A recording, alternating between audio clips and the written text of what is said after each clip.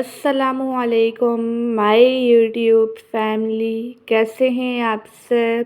उम्मीद है कि आप सब खैरियत से होंगे। आज मैं आपसे दिलो दिमाग को फ्रेश कर देने वाले आम के जूस की रेसिपी शेयर करूंगी और इसे पूरे 1 माह तक स्टोर करने का तरीका भी बताऊंगी। मैं आपसे तमाम टिप्स और ट्रिक्स शेयर करने वाली हूँ। बस आपने वीडियो को लास्ट तक वॉच करना है ताकि रेसिपी का कोई भी पॉइंट आपसे मिस ना हो। चले बगैर टाइम वेस्ट किए मज़ेदार से आम के जूस को बनाना स्टार्ट करते हैं। इस मज़ेदार से जूस को बनाने के लिए मैंने लिए हैं 3 अदद आम और 1 कैरी। आम और कैरी को मैंने अच्छी तरह से वॉश कर लिया था। अब हम आम को छील लेंगे नाइफ़ की मदद से। जो इसका छिलका है इसे हम अच्छी तरह से रिमूव करेंगे, ठीक है। आप इस रेसिपी को ज़रूर ट्राई कीजिएगा और मुझे अपना फ़ीडबैक देना मत भूलिएगा। आम को मैंने छील लिया है। इसके बाद हम कैरी को भी नाइफ़ की मदद से छील लेंगे, ठीक है।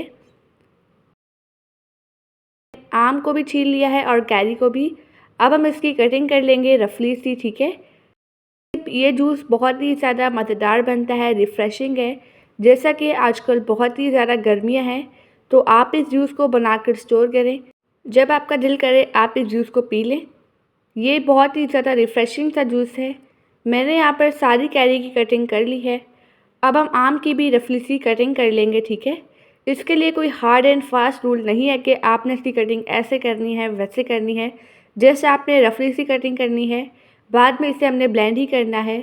जो गुठलियाँ हैं इन्हें हम साइड पे रख देंगे। अब इसकी भी हम कटिंग करते जाएंगे। यहाँ पर मैंने आम और कैरी की कटिंग अच्छी तरह से कर ली है, आप देख सकते हैं। अब हम नेक्स्ट काम करते हैं। हम लेंगे 1 अदद ब्लेंडर का जग। ब्लेंडर का जग नॉर्मली हर घर में अवेलेबल होता है।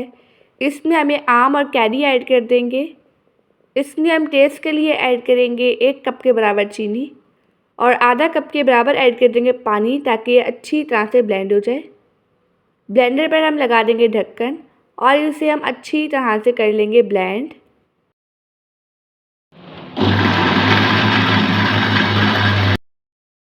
यहाँ पर मैंने इसे अच्छी तरह से ब्लेंड कर लिया है। अब इस आम की प्यूरी को हम एक पैन में ऐड कर देंगे। अब इसी जग की मदद से इसमें हम हाफ़ कप के बराबर पानी ऐड कर देंगे, ताकि जो प्यूरी है वो वेस्ट ना हो। अब इसे हम चूल्हे पे चढ़ा देंगे। इसे हमने लो मीडियम फ्लेम पर अच्छी तरह से कुक करना है, ताकि जो प्यूरी है ये शाइनी सी हो जाए, ठीक है, और ये थोड़ी गाढ़ी भी हो जाए।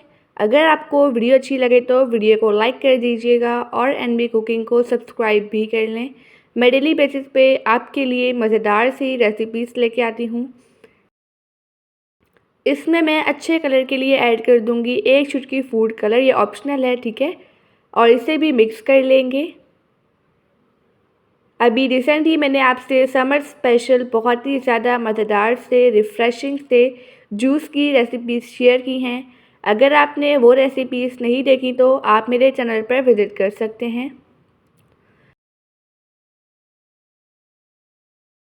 यहाँ पर जो प्यूरी है ये अच्छी तरह से कुक हो चुकी है, ये शाइनी हो चुकी है, यही निशानी है।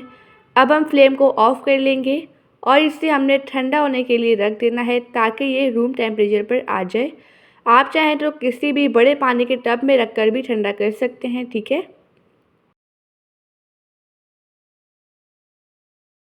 प्यूरी को मैंने अच्छी तरह से ठंडा कर लिया है।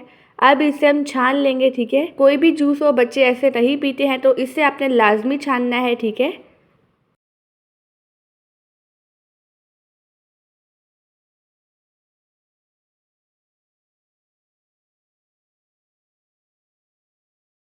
यहाँ पर मैंने आम के पल्प को अच्छी तरह से छान लिया है।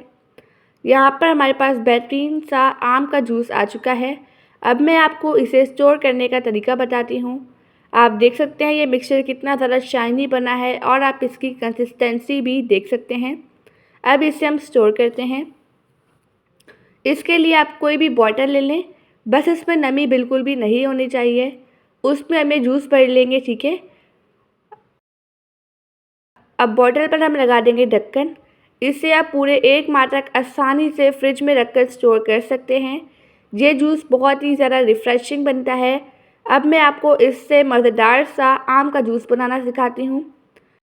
इसके लिए आपने एक बाउल में ऐड करनी है ढेर सारी बर्फ़। इसमें हम ऐड कर देंगे 1 कप के बराबर आम का शरबत। इसमें हम 4 कप के बराबर पानी ऐड करेंगे।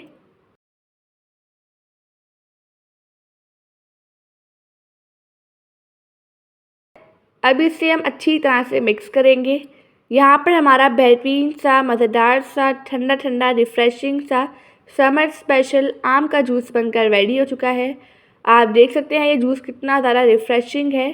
ये जूस बहुत ही ज़्यादा टेस्टी बनता है। अब इसे हम सर्व करते हैं।